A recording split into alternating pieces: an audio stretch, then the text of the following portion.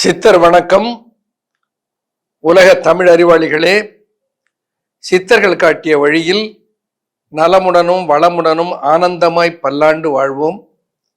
சித்தர்கள் சொல்லி இருக்கிற சித்தர்களுடைய சிந்தனைகளை பார்ப்பதிலே ஆர்வத்தோடு இருக்கிற டாக்டர் பிளஸ் ரசிக பெருமக்களே, இன்றைக்கு மகளிர்களுக்கு தொடர்பான ஒரு பிரச்சனையை பற்றி நாம் பேச இருக்கிறோம்.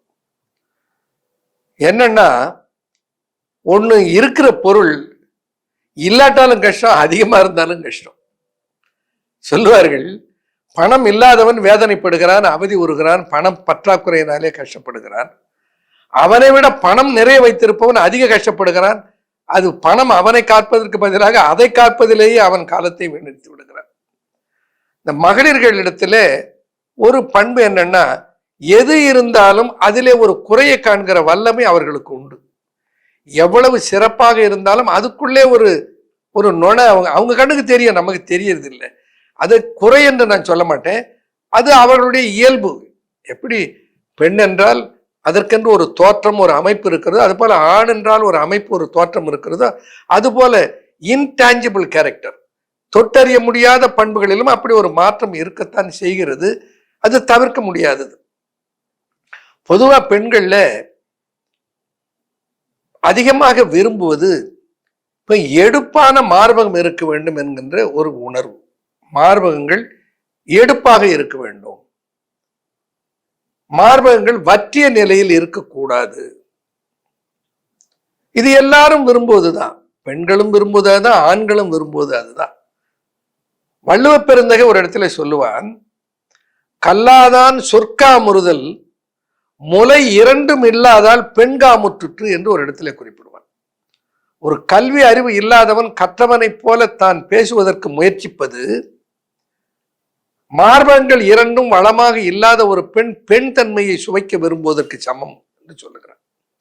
இப்போ மார்பகம் என்பது மகளிர்களுக்கு தாம்பத்தியத்தையும் இயல்பான இல்லற சுகத்தையும் அனுபவிப்பதற்கு அவசியமாக தேவைப்படுகிற ஒன்று. வெறும் காட்சிக்காக, கவர்ச்சிக்காக, தோற்றத்திற்காக மட்டும் அல்ல. பொதுவாக ஒரு பெண் என்றால் நன்றாக வளர்ந்து இருக்கிற மார்பகம் என்பது தவிர்க்க முடியாதது, அது அவசியமானது. எடுப்பான மார்பகம் வேண்டும் என்று பல பெண்கள் மருத்துவமனையில இப்போதெல்லாம் கேட்கிறாங்க. அப்பெல்லாம் ரொம்ப கூச்சப்படுவார்கள். அது அவங்களுடைய தாய் கேட்பார்கள். இப்பெல்லாம் அது சம்பந்தப்பட்ட பெண்ணே கேட்கிறது, ஐயா என்னுடைய மார்பகம் வளம் குன்றி இருக்கிறது, அது நன்றாக வளர்வதற்கு சித்த மருத்துவத்தில் ஏதாவது மருந்து இருக்கிறதா என்று கேட்கிறார்கள். அதுபோல மார்பகம் மிக பெரிதாக இருக்கிற பெண்களும், ஐயா மிக பெரிதாக என்னுடைய மார்பகங்கள் இருக்கின்றன, அதை கொஞ்சம் அளவை குறைப்பதற்கு மருந்து இருக்கிறதா, அது அவ்வளவு சங்கடமாக இருக்கிறது. சிலருக்கு மார்பகங்கள் மிக அளவுக்கு அதிகமாகவும் பருத்து இருக்கும், அதை இயல்பு நிலைக்கு கொண்டு வர முடியுமா? இந்த இரண்டு கேள்விகளும் பெண்கள் மத்தியிலே நிலவுகின்ற ஒன்று.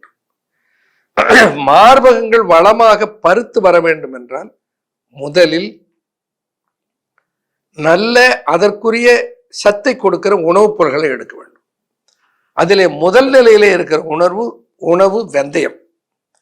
வெந்தயத்தை முளைகட்டி சாப்பிடுவது சர்க்கரை சத்தை மட்டும் கட்டுப்படுத்த உதவுகிறது என்று நினைத்துக் கொள்ளாதீர்கள். ஏன்னா அதை பற்றி பேசுகிற போது நான் அதைத்தான் குறிப்பிட்டிருக்கிறேன். ஆனால் வெந்தயத்தை சர்க்கரை வியாதியை கட்டுப்படுத்துவதற்கு முளை கட்டி சாப்பிட வேண்டும் என்று சொன்னேன்.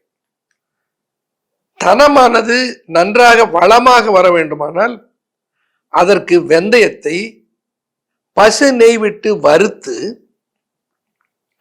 அப்படியே அந்த பசு நெய் விட்டு வறுக்கிற போது அது பொன்னிறமாக, ஏன்னா அதிக தீ வைக்கக்கூடாது, லேசாக தீ விட்டு அதில் கொஞ்சம் பசு நெய் சேர்த்து அதை வறுத்தால் அது பொன்னிறமாக வருகிற போது அந்த வெந்தயத்தை எடுத்து அரைத்து பவுடர் தூளாக்கி அதை நெய்யோடு சேர்த்து சாப்பிட்டு கொண்டு வந்தால் மார்பகங்கள் வளமும் வனப்பும் பெறும். அதற்கு உதவுவது எது? வெந்தயம். இப்ப வெந்தயத்தை கையாளலாம். அதுபோல இன்னொரு பருப்பு இருக்கிறது, அந்த பருப்புக்கும் தனத்தை பருக்க வைக்கிற தன்மை உண்டு. தேகபலம் உண்டாகும், தெம்பு தர விந்திருகும், போகமதில் இச்சையுற போராடும் மாதரசே மங்கையர்க்கு வேகமுடன் பால் சுரக்கும் சங்கை பிஸ்தாவை சங்கையற துய்த்தவர்க்கு என்று தேரையர் ஒரு பாடலில் சொல்வார். மார்பகத்திலே நன்றாக பால் சுரப்பதற்கு, பலமான பால் உற்பத்தி ஆவதற்கு அந்த ஆற்றலை பெற்றிருப்பது பிஸ்தா பருப்பு என்று சொல்லுகிறார். இந்த பிஸ்தாவை சாப்பிடுவதனாலே ஒரு 4 பிஸ்தா பருப்பை அன்றாடம் உண்டு வந்தால் மகளிருடைய மார்பகம் வனப்பும் வளமும் பெறும். சித்தர்கள் சொல்லி இருப்பது அதை நம்ம கையாளலாம். கீரைகளிலே இந்த முளைக்கீரை என்று ஒரு கீரை இருக்கிறது. இந்த முளைக்கீரை என்பது தண்டுக்கீரையிலே ஒரு வெரைட்டி, சிறிதாக இருக்கும்.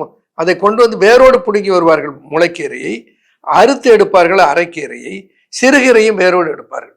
இந்த முளைக்கீரை இருக்கிறது. இந்த முளைக்கீரைக்கு மகளிருடைய மார்பகத்தை வளம் பெற வளர்க்க வைக்கிற ஒரு ஆற்றல் உண்டு. அந்த கீரையை புளி சேர்க்காமல் பருப்பு சேர்த்து கடைந்தோ அல்லது நெய் சேர்த்து பொரியல் செய்தோ, முளைக்கீரை தப்பா எடுத்துக்கூடாது. முளை என்பது அந்த இடத்துல அந்த எல்லாருக்கும் புரியுற சொன்ன எலிலி இல்லை, பெரிச்சாளிலி. அதனால அந்த முளைக்கீரை என்று ஒரு கீரை இருக்கிறது. அந்த முளைக்கீரைக்கு இளங்கீரை என்று இன்னொரு பெயர் உண்டு. இந்த முளைக்கீரையை சாப்பிடுவது எல்லோருக்கும் சிறந்தது. அதாவது தேரையர் ஒரு பாட்டில் சொல்லுவார், தளர்ந்தவர்க்கும் பாலர்க்கும் தக்க வயதோர்க்கும், தளர்ந்தவர்க்கும் பாலர்க்கும், தளர்ந்தவர்கள் வயதானவர்கள், தளர்ந்தவர்க்கும் பாலர்க்கும் குழந்தைகள் சிறுவர்கள், தக்க வயதோர்க்கும் வாலிபம். எப்படி சொல்லிட்டான் பாருங்க, 3 வயசுன்னு சொல்லிட்டான். இளைஞர்கள், வாலிபர்கள், முதியவர்கள். தளர்ந்தோர்க்கும் பாலர்க்கும் தக்க வயதோர்க்கும் இளங்கீரை நாவிற்கு இதமாம், கிளம்பு சுரகாசம் போக்கும் தொடர்பசி உண்டாக்கும் பிரகாசமாய் எடுத்து பேசு. அதை பிரகாசமாக, அதை சிறந்த பொருள் என்று சொல். ஆணுக்கு பெண்ணுக்கு என்று வேறுபாடு இல்லாமல் இருவருக்கும் ஒரு பிரகாசத்தையும் பொலிவையும் வனப்பையும் தருகிற வல்லமை அந்த முளைக்கீரைக்கு இருக்கிறது. இந்த முளைக்கீரை அதுபோல இந்த முளைக்கீரைக்கு வளமான வனப்பான மார்பகத்தை வளர்த்து தருகிற வல்லமை உண்டு. அதுபோல குப்பைக்கீரை என்று ஒரு கீரை உண்டு. குப்பை மேனி அல்ல, குப்பைக்கீரை. இந்த குப்பைக்கீரைக்கு மகளுடைய மார்பகத்தை வளர்க்கிற வனப்பு ஊட்டுகிற ஆற்றல் உண்டு. இந்த குப்பைக்கீரையாக இருக்கட்டும் அல்லது முளைக்கீரையாக இருக்கட்டும், அந்த கீரையை சமைக்கிற போது புளி சேர்க்காமல் பருப்பு சேர்த்து கடைந்தோ அல்லது நெய் சேர்த்து பொரியல் செய்தோ இவைகளை கையாள வேண்டும். ஆக இந்த கீரைகள், இந்த பருப்பு வகைகள், இந்த தானியங்கள் வளமான வனப்பான மார்பகத்தை தர வல்லவைகள். பயிற்சி என்று எடுத்துக்கொண்டால் சுவற்றிலே போய் அருகிலே நின்று கொண்டு கையை சுவற்றிலே வைத்து நம்ம புஷ்அப்ஸ் பண்ற பாருங்க, அது போல அந்த புஷ்அப் செய்வதனால இந்த பெக்ட்ராலிஸ் மேஜர் என்கின்ற தசை பருக்கம் அடைந்து அதன் காரணமாக மார்பகங்கள் எடுப்பாக மாறுகிற வாய்ப்பு உண்டு. அந்த பயிற்சியை செய்யலாம்.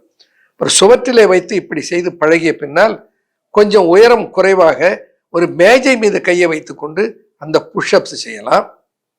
அதுக்கப்புறம் கொஞ்சம் அந்த உயரத்தை குறைத்து நாற்காலினுடைய 2 கைப்பிடியும் பிடித்து கொண்டு அந்த புஷ்அப் செய்யலாம். அப்படி படிப்படியாக கொஞ்சம் கொஞ்சமாக அந்த கைக்கு பலத்தை ஊட்டிவிட்டு புஷ்அப் செய்வதனாலே மங்கையர்களுடைய மார்பகம் வளம் பெறும்.